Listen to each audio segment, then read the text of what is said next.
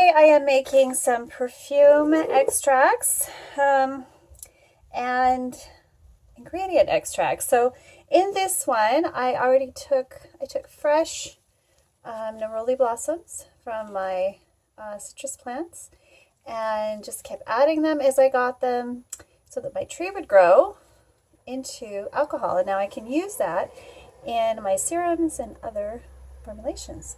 And I need to make some more hibiscus. So we are going to make a hibiscus extract today, and it is a very simple process.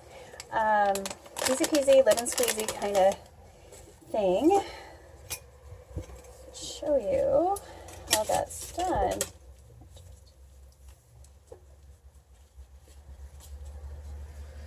Okay, so I'm just going to cut this open. And we're going to fill our jar with the hibiscus. Just fill it right up. Now this is food grade hibiscus. That smells amazing. I'm going to have to make some tea later too.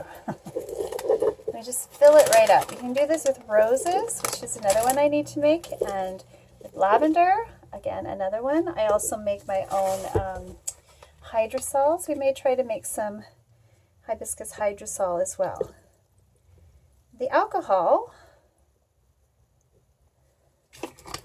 will pull all of those wonderful goodies out, and then we can use them in formulations.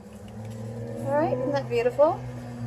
In about 6 months or so, I should be able to use my hibiscus, handmade hibiscus extract. Okay guys, that was a really fast crafting homemade goodie, and I hope you enjoyed this moment. And if you have ever made your own extracts or your own infusions, let me know. Tinctures is the same way that tinctures are made. You would use a food grade alcohol like vodka or Everclear.